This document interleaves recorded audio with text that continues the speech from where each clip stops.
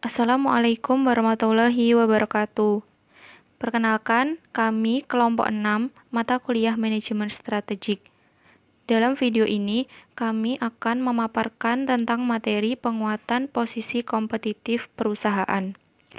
Perkenalkan, nama saya Putri Ratnani dan dua rekan saya, Ikrimawati dan Latifah Harijah. Dalam memperkuat posisi kompetitif perusahaan, langkah-langkah yang harus diperhatikan adalah yang pertama, apakah akan melakukan ofensif dan memulai langkah strategis agresif untuk meningkatkan posisi pasar perusahaan. Yang kedua, apakah akan menggunakan strategi defensif untuk melindungi posisi pasar perusahaan. Yang ketiga, kapan melakukan langkah strategis, apakah untung atau ruginya terletak pada menjadi penggerak pertama atau penggerak yang akhir. Yang keempat, apakah akan meningkatkan posisi pasar perusahaan dengan bergabung dengan atau mengakuisisi perusahaan lain di industri yang sama.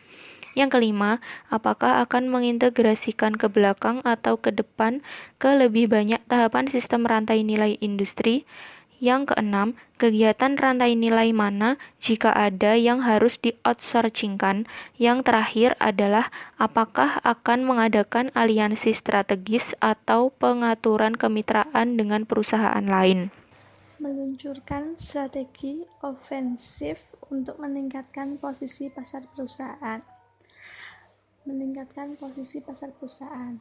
Yang pertama, yaitu fokus tanpa henti membangun keunggulan kompetitif dan kemudian berusaha mengubahnya menjadi keberlanjutan keuntungan. Maksudnya itu, perusahaan itu melakukan keunggulan kompetitif dan kemudian berusaha agar menjadi keberlanjutan keuntungan. Kemudian yang kedua, menerapkan sumber daya di mana saingan paling tidak mampu mempertahankan diri, yaitu perusahaan itu membuat pesaing itu tidak mampu mempertahankan diri. Kemudian yang ketiga, menggunakan elemen kejutan sebagai lawan melakukan apa yang diharapkan dan dilakukan pesaing dipersiapkan. Yang keempat, menunjukkan kapasitas untuk tindakan cepat dan tegas untuk membanjiri persaingan, yaitu membuat perusahaan itu memiliki kapasitas yang cepat dan tegas untuk membanjiri pesaing. Opsi strategi ofensif utama meliputi 1. Menawarkan produk yang sama, baik atau lebih baik dengan harga yang lebih murah, yaitu perusahaan itu menawarkan produk yang sama namun tuh kualitasnya itu lebih baik dan harganya itu lebih murah. Yang kedua, melompati pesaing dengan menjadi yang pertama memasarkan produk generasi berikutnya. Itu perusahaan itu menciptakan produk yang terbaru. Kemudian yang ketiga, mengejar inovasi produk berkelanjutan untuk menarik penjualan dan pangsa pasar dari saingan yang kurang inovatif. Yang keempat, mengejar inovasi produk yang mengganggu untuk menciptakan pasar baru, yaitu perusahaan itu mengejar inovasi dengan cara menciptakan produk dan menciptakan pasar baru. Yang kelima, mengadopsi dan meningkatkan ide-ide bagus dari perusahaan lain. Itu perusahaan itu meningkatkan ide-ide bagus dan mengadopsi ide-ide perusahaan. Maksudnya itu mengadopsi dan meningkatkan ide-ide bagus dari perusahaan lain. Yang keenam, menggunakan taktik perang tabrak lari atau gerilya untuk merebut pangsa pasar dari perusahaan atau rival. Yang ketujuh, meluncurkan serangan pendahuluan untuk mengamankan sumber daya atau tangkapan industri yang terbatas. Contoh langkah pencegahan. Yang pertama, mengamankan distributor terbaik di wilayah atau negara geografi tertentu. Kemudian yang kedua, mendapatkan situs yang paling disukai di persimpangan atau persimpangan baru di pusat perbelanjaan baru dan seterusnya. Yang ketiga, mengikat pemasok yang paling dapat diandalkan, berkualitas tinggi melalui kemitraan eksklusif jangka panjang kontrak atau akuisisi, yaitu mengikat pemasok yang paling dapat diandalkan dan berkualitas tinggi. Yang keempat, bergerak cepat untuk memperoleh aset saingan dengan harga murah. Kita tuh harus bergerak cepat untuk mendapatkan pesaing dengan harga yang murah. Memilih saingan yang akan diserang. Pertama, pemimpin pasar yang rentang. Kedua, run-up perusahaan dengan kelemahan di bidang-bidang di mana penantangnya kuat. Yaitu perusahaan itu harus melihat kelemahan perusahaan dan melihat kelemahan di bidang-bidang perusahaan di mana penantangnya itu lebih kuat. Yang ketiga, perjuangan perusahaan berada di ambang kehancuran, yaitu tuh harus mempertahankan perusahaan agar tidak mengalami kebangkrutan. Yang keempat, mengejar inovasi produk yang mengganggu untuk menciptakan pasar baru. Itu perusahaan itu melakukan inovasi dan menciptakan pasar baru agar perusahaannya itu tetap berkembang. Yang kelima, perusahaan lokal dan regional kecil dengan kemampuan terbatas. Strategi defensif, melindungi pasar, keunggulan, posisi, dan kompetitif. Nah, tujuan dari strategi defensif adalah untuk menurunkan risiko diserang, melemahkan dampak dari setiap serangan yang terjadi, dan mendorong penantang untuk mengarahkan upaya mereka kepada orang lain. Sementara strategi defensif biasanya tidak meningkatkan keunggulan kompetitif perusahaannya, namun mereka dapat membantu memperkuat posisi kompetitif perusahaan, melindungi yang terbesar sumber daya dan kemampuan berharga dari imitasi dan mempertahankan apapun yang kompetitif. Itu tuh akan mempertahankan apapun yang kompetitif. Kemudian strategi defensif dapat mengambil salah satu dari dua bentuk. Yang pertama itu memblokir jalan terbuka untuk penantang. Kedua, memberi tanda tantangan bahwa pembalasan. Selanjutnya adalah mengatur waktu perusahaan untuk melakukan strategi ofensif dan defensif. Mengatur waktu kapan perusahaan akan melakukan strategi ofensif dan defensif sangat penting kaitannya dengan mempertimbangkan apakah itu akan memunculkan kerugian atau keuntungan dari sebuah strategi tersebut untuk perusahaan. Strategi ofensif dan defensif juga berkaitan dengan apakah perusahaan akan memilih dia sebagai penggerak awal dalam sebuah pasar atau sebagai penggerak akhir atau bahkan hanya sebagai pengikut saja. Perusahaan yang memilih strategi untuk menjadi penggerak pertama atau pelopor pasar, dia akan cenderung menanggung resiko yang lebih besar dan biaya pengembangan yang lebih besar daripada perusahaan yang bergerak di kemudian. Jika pasar merespon dengan baik terhadap langkah awalnya sebagai perintis, dia akan mendapatkan manfaat dari posisi monopolinya. Selain itu, perusahaan tersebut juga kemungkinan akan mendapatkan manfaat yang besar. Nah, di sini ada 5 kondisi yang menunjukkan keuntungan penggerak pertama. Yang pertama, ketika merintis membangun reputasi perusahaan dan menciptakan loyalitas merek yang kuat. Nah, di dalam kondisi ini, perusahaan perintis cenderung akan lebih dikenal oleh masyarakat luas dan mereka sangat loyalitas terhadap merek yang dari awal sudah diperkenalkan oleh perusahaan perintis ini.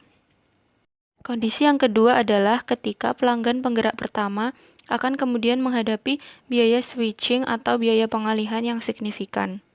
Nah, pada umumnya masyarakat luas yang baru mengenal suatu produk, apalagi produk tersebut terlihat menarik dan pertama kali diperkenalkan, maka cenderung masyarakat atau konsumen tersebut akan menginvestasikan atau mengalihkan biaya mereka untuk mendapatkan produk tersebut.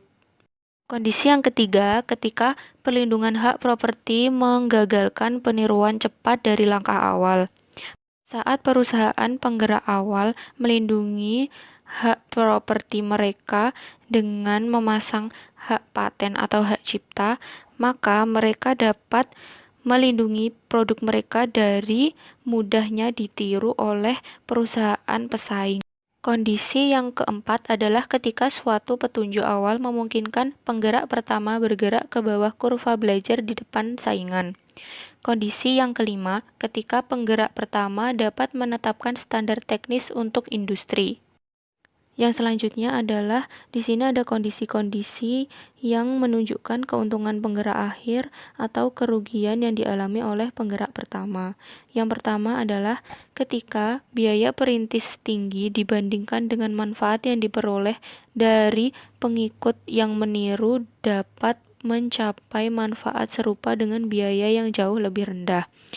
Kondisi kedua, ketika produk inovator agak primitif dan tidak memenuhi harapan pembeli, sehingga memungkinkan pengikut dengan produk berkinerja lebih baik untuk memenangkan pembeli yang kecewa dari pemimpin. Yang ketiga, ketika evolusi pasar yang cepat karena perubahan cepat dalam teknologi atau kebutuhan pembeli memberikan penggerak kedua kesempatan untuk melompati produk penggerak pertama dengan produk versi berikutnya yang lebih menarik. Yang keempat, ketika ketidakpastian pasar menyulitkan untuk memastikan apa yang akhirnya akan berhasil, memungkinkan penggerak akhir menunggu sampai kebutuhan ini diklarifikasi. Yang kelima, ketika loyalitas pelanggan kepada pelopor rendah dan keterampilan pengetahuan dan tindakan penggerak pertama mulai disalin atau bahkan dilampaui.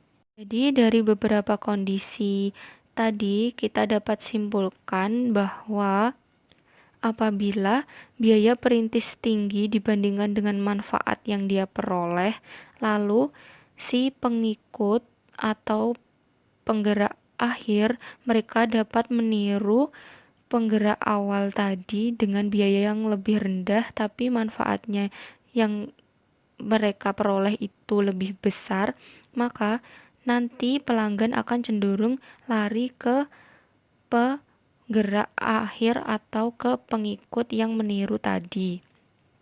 Selain itu, ketika penggerak awal tidak melakukan inovasi dan produknya hanya itu-itu saja, lalu si penggerak akhir atau si pengikut mereka lebih berinovasi tinggi dan memenuhi ekspektasi para pelanggan, maka kemungkinan loyalitas para pelanggan itu tadi mereka akan beralih ke pengikut atau penggerak akhir dibandingkan untuk loyal kepada penggerak awal. Strategi untuk memperluas posisi pasar selanjutnya adalah strategi penggabungan horizontal atau merger dan akuisisi. Jadi strategi merger dan akuisisi ini banyak digunakan oleh perusahaan untuk memperkuat posisi pasar mereka. Merger adalah penggabungan dua atau lebih perusahaan menjadi perusahaan yang baru dan mengambil nama baru. Sedangkan akuisisi adalah kombinasi di mana satu perusahaan mengakuisisi, membeli dan menyerap operasi perusahaan lain atau mengambil kepemilikan perusahaan lain. Tujuan dari merger dan akuisisi ini adalah yang pertama, menciptakan operasi yang lebih efisien atau hemat biaya dari perusahaan yang sudah digabungkan tadi. Yang kedua, memperluas cakupan geografis perusahaan. Yang ketiga, memperluas bisnis perusahaan ke dalam kategori produk baru. Yang keempat, mendapatkan akses cepat ke teknologi baru atau sumber daya dan kemampuan lainnya. Yang kelima, memimpin konvergensi industri yang batasannya berubah-ubah, perubahan teknologi, dan peluang pasar baru. Merger dan akuisisi horizontal dapat memperkuat daya saing perusahaan. Yang pertama, dengan meningkatkan efisiensi operasinya. Yang kedua, dengan meningkatkan produknya, membuat diferensiasi. Yang ketiga, dengan mengurangi persaingan pasar. Yang keempat, dengan meningkatkan perusahaan tawar-menawar atas pemasok dan pembeli. Dan yang terakhir, dengan meningkatkan fleksibilitas dan kemampuan dinamis. Strategi untuk memperkuat posisi pasar perusahaan yang selanjutnya adalah strategi integrasi vertikal. Perusahaan yang berintegrasi secara vertikal adalah perusahaan yang berpartisipasi dalam berbagai tahap sistem rantai nilai industri. Strategi integrasi vertikal dapat bertujuan untuk integrasi penuh atau berpartisipasi dalam semua tahap rantai vertikal atau integrasi parsial. Dengan kata lain, membangun posisi dalam tahap tertentu dari rantai vertikal. Strategi integrasi vertikal ini memiliki dua jenis integrasi, yaitu integrasi ke belakang dan integrasi ke depan. Nah, integrasi ke belakang ini bertujuan untuk mencapai daya saing yang lebih besar. Nah, untuk mencapai daya saing yang lebih besar ini, maka perusahaan harus mencapai skala ekonomi yang sama dengan pemasok luar dan menyamakan atau mengalahkan efisiensi produksi pemasok tanpa mereka harus menurunkan kualitas yang dimilikinya. Nah, yang selanjutnya adalah integrasi ke depan. Dia juga bertujuan untuk meningkatkan daya saing.